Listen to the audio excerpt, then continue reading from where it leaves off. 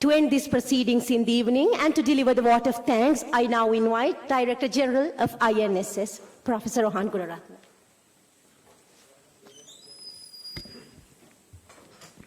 Dr. Swami, you addressed a galaxy of defense, military, law enforcement, and intelligence officers. Many of them fought in the battlefield. They sacrificed a large part of their lives serving in the north and the east. They left their families behind. Most of the time, they were not with their children, with their most loved ones. And of course, the Secretary of Defense, General Kamal Gunaratne, who is seated next to you, my favorite general, he also sacrificed many years serving to unite our country. But you, from our neighboring India, supported us steadfastly amidst live threats to your life. So at this moment, at this milestone event, we like to express our deep gratitude and appreciation. You will be our friend forever. You will be recorded in the annals of Sri Lankan history. So please accept our respects from all of us. Let me also ask you to take a message to India. India is our friend, but we have suffered a lot from 83 to 87.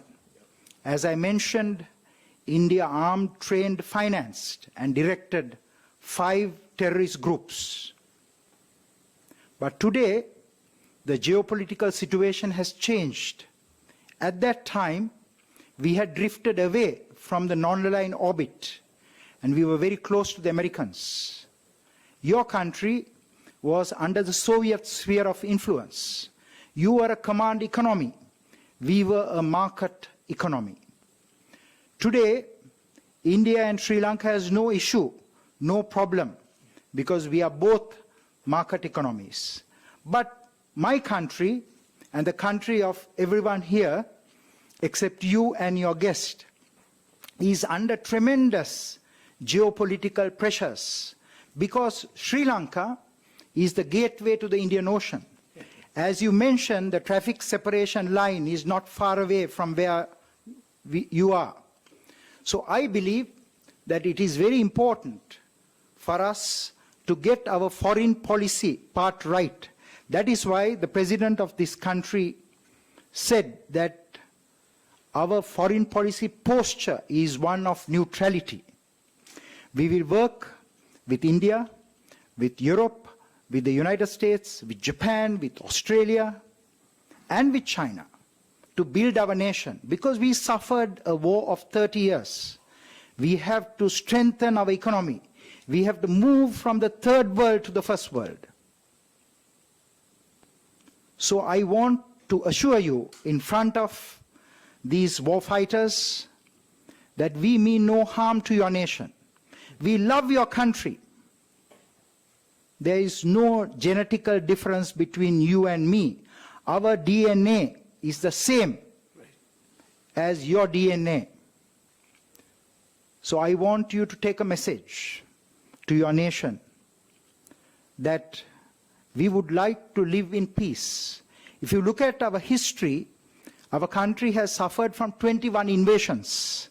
17 invasions came from India, from the Cheras, the Choras, and the Pandyas. We had 3 invasions from the Dutch, the Portuguese, and the British. We had 1 from the Chinese. Cheng Ho came in the 14th century and took Veera Alakeswara, Alagiya Kona, to China. Fortunately, the king became blind during the voyage. Otherwise, the Chinese punishment to him for not honoring the Chinese law would have been that he be beheaded. Today, his great-grandchildren live in China. So I want to share with you that we have moved away from that period of history. And today is the moment for us to work together as we face common threats.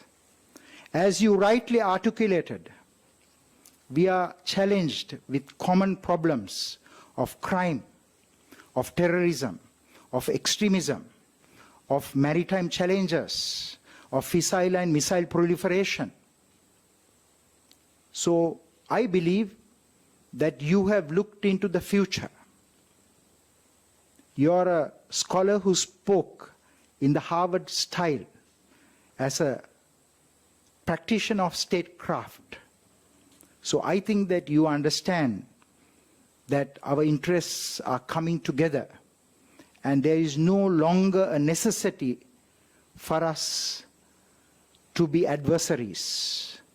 So we ask you to take these beautiful memories of your visit from Sri Lanka, from the President, from the Prime Minister, from our Secretary of Defense, and from all of us.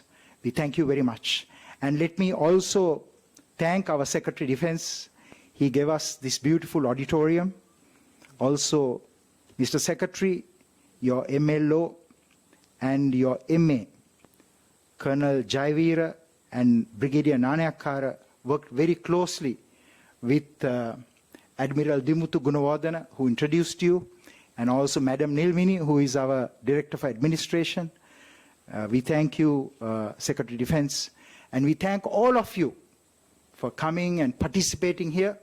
And I think that we should all give a higher priority to digital security and towards building those cyber capabilities, as you have recommended.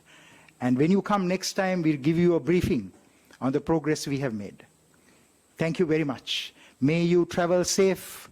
May you travel well to India and take our wishes from our heart to your great nation. Thank you.